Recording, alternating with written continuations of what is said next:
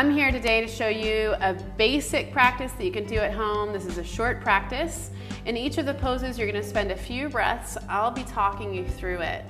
Now, one thing that many yogis agree about is that sun salutations are a great way to give the body a complete stretch. But a lot of people start seeing all that acrobatics and they're like, no. So we're going to do a kind of a lazier, feel-good version of a sun salutation. In fact, this is what I would call a wave or an ocean salutation. And the first place I saw this was in Eric Schiffman's class, an amazing teacher. And it's a 4-part sequence, kind of combining some of the poses that we've learned earlier today, including cat-cow, including child's pose, and including up dog. But we're just gonna make it dynamic and find that wave-like motion. Again, this is something that anyone can do, regardless of age or shape or physical condition. Let me show you how it works. We're gonna start in modified child's or lightning bolt pose. This is kind of home base. So Vajrasana or lightning bolt pose or modified child's pose, you guys, these yoga poses have a zillion names because yoga is super old and a million people have come along and innovated it, which is beautiful. So here we are. This is kind of our home base. It feels nice and yummy. Find space in the ribs. Inhale, send the breath into the back and kind of curve up with it like a Halloween cat. Exhale, take your hands a little bit farther out and then slowly allow your hips to melt into up dog. Inhale, take the full expression of the pose, curve the face and the chest up to the sky, like a lizard on a rock. Exhale, and push back to the original pose. Again, an option here is to pad up the knees if your knees are hurting. So it's a 4-part breath, or 4-breath movement. Inhale to rise, exhale to fall. Inhale to rise, heart and eyes. Exhale, press back, nice and smooth. Again, trying to embody the ocean, not only with the movement of your body, but with the movement of your breath.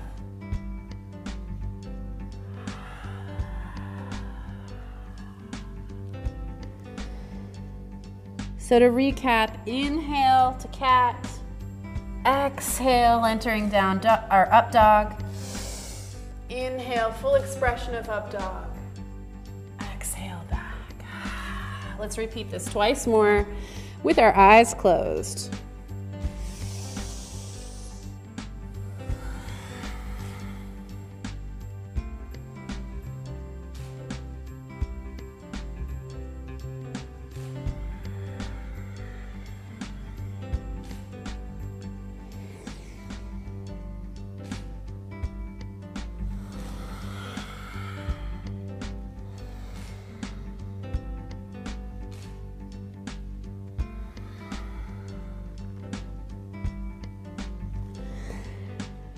Take a moment or two once you've finished. If you'd like to do a couple of more, you're certainly welcome to. I'm going to rest here for a few breaths in child's pose.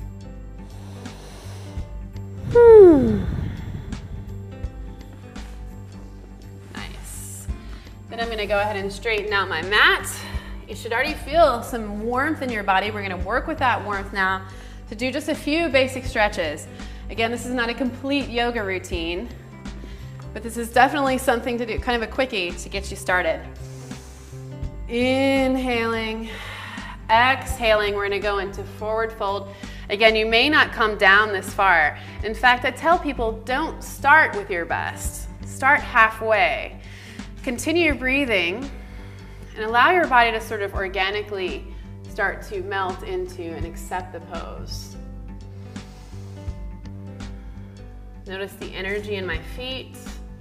And notice also that I keep my spine long, so my heart is moving towards my toes. What tends to happen a lot in this pose is that we start compensating and making up the distance with our shoulders. So we're tight in the lower back and we start rounding here to try to make it. But this is only going to stretch us in ways we're used to stretching in, and it's not going to help us correct our posture.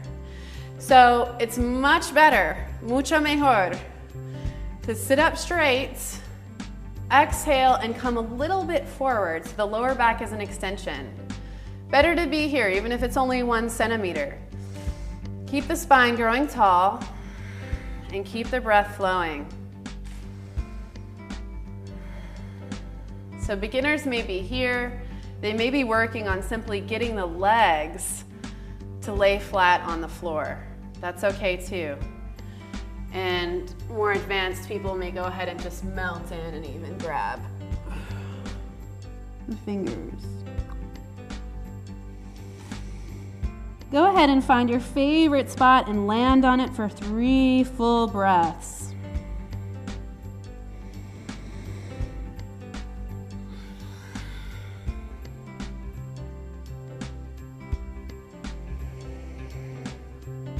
Kind of neat to feel your ribs moving toward your thighs.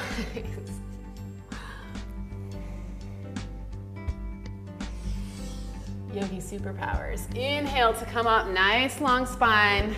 Let's counter stretch that in plank or table, yogi's choice. So you're gonna take the hands nice and wide. The fingers are pointing towards the bunda. We're gonna open those shoulders and peel the shoulder blades back and down the back. Interesting to note that the shoulder blades are the only floating joint in the body. So let them float, breathe. Get space, open the throat, and then bring the head up, point through the toes, and find some energy in the legs. Press the hands and the feet into the earth to gently come up into inclined plane. We want to make this a nice diagonal line from tip of toes all the way out through shoulders.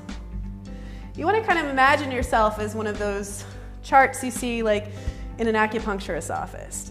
So you can start to feel the energy moving throughout parallel channels in the body.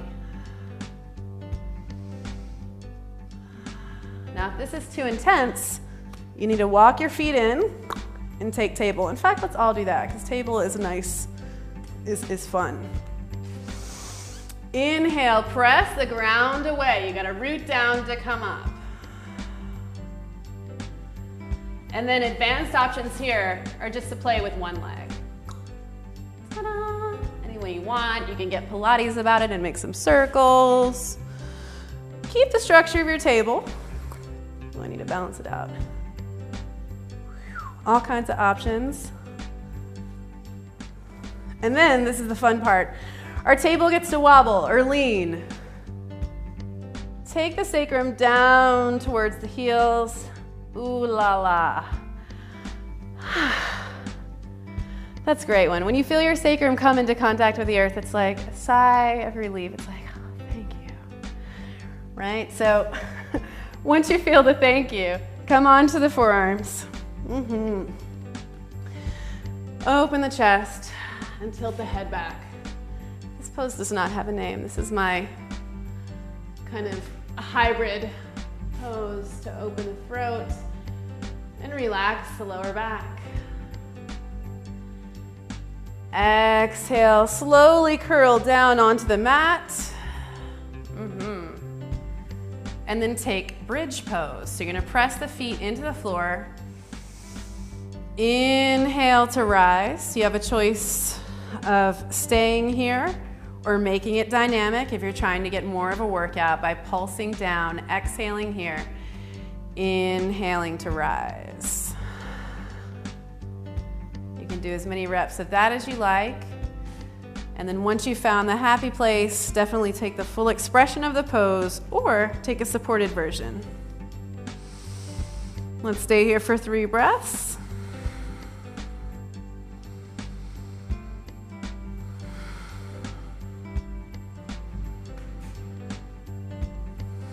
And take the scenic route down, core working. maybe a count of 10.